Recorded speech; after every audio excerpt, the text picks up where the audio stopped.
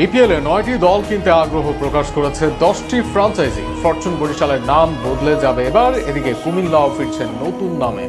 বহুল আলোচিত নোয়াখালী দল কেনার জন্য আগ্রহ প্রকাশ করেছে একটি কোম্পানি। তবে একমাত্র রাজশাহী দল কেনার জন্য আবেদন করেছে 2টি আলাদা কোম্পানি। বিপিএল এর কোন 9 দল কেনার জন্য কোন 10টি ফ্র্যাঞ্চাইজি আগ্রহ প্রকাশ করেছে তা নিয়ে থাকছে প্রতিবেদন।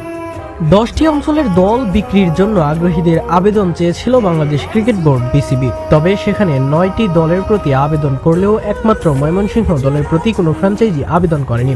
আগামী ডিসেম্বরেই মাঠে গড়াতে যাচ্ছে বাংলাদেশ প্রিমিয়ার লিগের এই নতুন আসর। বিসিবি সূত্রে জানা গিয়েছে, এর মধ্যে 4টি পুরনো ফ্র্যাঞ্চাইজি তাদের দল ধরে রাখতে চায়, আর বাকি 6টি নতুন প্রতিষ্ঠান নতুন করে যোগ দিতে আগ্রহ প্রকাশ করেছে। তবে আশ্চর্যজনকভাবে গত আসরের সফলতম দল ফরচুন বরিশাল এবার থাকছে না।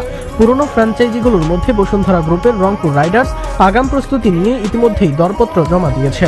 খুলনা টাইগার্সের পার্টনার মাইন্ড ট্রি এবারের আসরেও অংশ নিতে চায়। পাশাপাশি হারলেন গ্রুপের ঢাকা ক্যাপিটালসও দরপত্র জমা দিয়েছে।